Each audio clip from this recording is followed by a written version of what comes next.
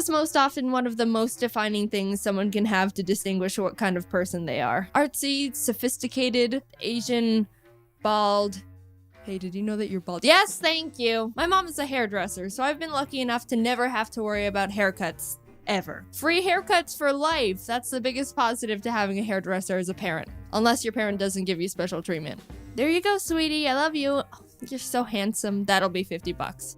But mine does, so that sucks for you. I've never had anyone else cut my hair, and it wasn't until I moved to California that I realized I didn't trust anyone else to cut my hair. Like I said, hair is something that makes an impact on first impressions, and if you get a bad haircut, it's pretty much expressing, hello, nice to meet you. Yes, I do make bad decisions. I've got really dummy thick hair, and a lot of it. People often give me compliments on my dummy thick hair, but it's really not as great as you think it is. I'm sure there's a bunch of ways I can style it to be really cool and nice, but I was cursed with not giving a crap, so most of the time I just try to get by without doing anything. I need a haircut that's just naturally good 99% of the time, because if it's not, then what am I gonna do about it? Just feel dusty that day, that's what. That's the yin to the yang of having a hairdresser parent. Since my mom did my hair every day growing up, I never learned how to do anything good with it myself. And now I'm out of the nest and at the mercy of the hair gods, armed with no skills whatsoever. So that's why I was really nervous about going to a new hairdresser at first. How is a random, highly trained professional stylist who's been doing hair for 20 years gonna know anything?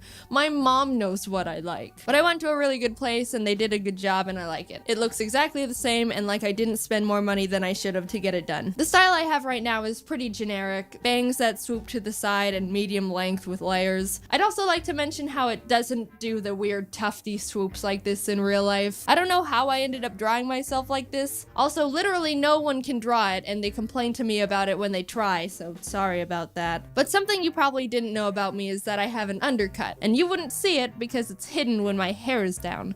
I'm super sneaky like that. I've had it for probably a year and a half now, and there were two main reasons why I wanted to get it. One, because I was getting bored with my hair and wanted to do something different. And two, because I have way too much hair on my head, and it was driving me insane. Oh my god, it just needed to go. It takes half a day to dry if I take a shower in the morning, and if any slight breeze hits it when it's damp, it'll puff up uncontrollably. You can see my hair sheds much more because they're like long dark snakes all over the place. It looks like the girl from The Ring ran back and forth down a single path in my house. They also travel like burrs in the wind. I don't know how they do it. I'm pretty impressed with them actually. My roommate will find hairs in their room and clothes. Friends will find them in their house when I've never been there before. There's probably a radius around my house that's just contaminated. Scientists have found that you're never more than 3 kilometers away from a Jaiden hair. So getting an undercut, while not a complete solution to my hair problem, was helpful because now I just have less hair to lose. I'm content with the hairstyle I've got now. It's gone through a lot growing up. For most of my childhood, it was pretty long and straight. You can see that when James and I watched my childhood videos. There was one time in 6th grade where my mom accidentally cut it too short and it looked like a coconut, but we're not going down that path today. My mom always wanted me to do fun stuff with my hair, so she'd always be like, let's do something cool with your hair. And I've been like, no, I'm fine. I like being average and having no attention-grabbing features. But in freshman year of high school, I was like, new school, new me, let's do it. So we put 2 streaks of red in my hair, which I thought was really cool. Dave, I'm coming for your brand.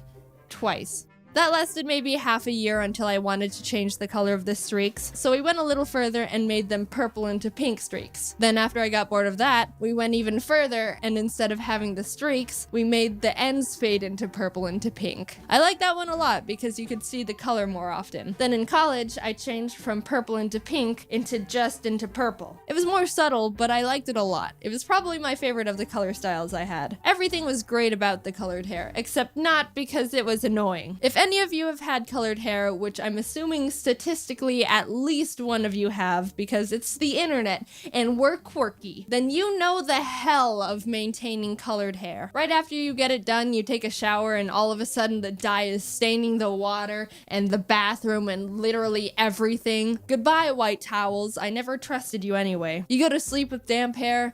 Oh, I didn't know the white pillowcase I own is actually a quarter purpley pink exactly where I put my head. After like a week or two, it starts just straight up looking bad. Everything's faded and it looks like an ugly straw that isn't a color. So you've got to go back to the salon at least every month to assure people that the ugly straw isn't a decision you made and it actually does look good, I promise. And if your hairdresser isn't your mom, then sucks for you. That's at least $200 literally down the purple stained drain again. I'm not here to say colored hair is bad and not worth it. I enjoyed it a lot when I had it. I'm just mentioning the law of equivalent exchange that comes with having really dope looking hair. Would I have colored hair again?